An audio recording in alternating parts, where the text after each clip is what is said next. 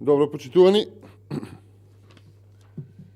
Бојан Јовановски, осуден сопственик на телевизија за случајот Рекет, во отворено писмо посочува и обвинува дека семејството на Зоран Заев од секој тендер на Рек Битола имало корист од определен процент.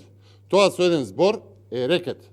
И веќе 3 дена нема ниедно оградување од Заев, од неговиот брат именуван во отвореното писмо, ниту од било кој во енергетските власти, кои што, да подсетам, ја втурнаа државата во тешка енергетска и економска ситуација со катастрофални последици.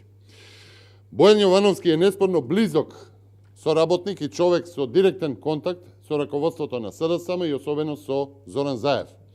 Во писмото Јовановски сведочи и посочува на Рекет, во кој што семејството на Зоран Заев добивало проценти од тендерите токму на Рек Битола, додавајќи дека за сето тоа имал докази во неговиот мобилен телефон. За подсетување, мобилниот телефон на Јовановски е одземен од обвинителството за случајот Рекет, но не е направено вештачење до сега, ниту беше искористено во обвинението, ниту пак му беше даден за да се користи во одбраната на Бојан Јовановски. Цитирам дел од писмото на Бојан Јовановски до Зоран Заев. Јас сум живиот сведок на примо предавање на кеш пари, 100.000 евра, од страна на, и тука стои име на добитник на тендер, кон вашиот брат Вице Заев во просториите на Меѓународен сојуз. Пишува Јовановски за случајот со тендерите токму во Рек Битола. Почитувани, изнесените тврдења на Бојан Јовановски следат од како среде судница во своја изјава.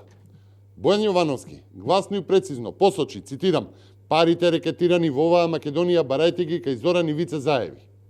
Сега во отворено писмо сведочи дека Вице Заев земал пари од газдите на фирмите кои што добивале тендери во Рек Битола. Зашто, како што вели, постојат докази во неговиот мобилен телефон. Почитувани, молкот на Заеви и молкот на институциите не е одговор. Институциите мора да ги истражат ваквите наводи, бидејќи се поинаку е соработка во тонењето на државата, на сите листи, намерењата на криминалот и корупцијата. Ви благодарам на вниманието. Пред малку пристигне и прашање од телевизија Сител, поврзано со Агенцијата за управување со конфискуван имот во насока на, како што велат, законските обврски за продажба на акциите на АД Славија. Побараа коментар.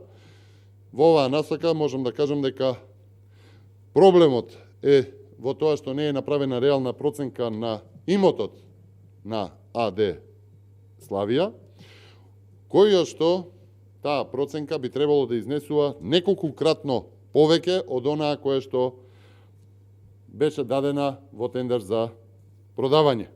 Реалната проценка на имот во таков случај ќе направи и реална проценка на вредноста на акциите на Славија, која што ќе биде и многукратно поголема, односно повеќе од 200.000 евра, колку што беше дадена цената за целокупниот имот на Славија. Сето ова од страна на власта беше направено за да по нереално ниска сума обезвреднет имот заврши во рацете на олигарси блиски на СДСМ и ништо друго. Ви благодарам на вниманието.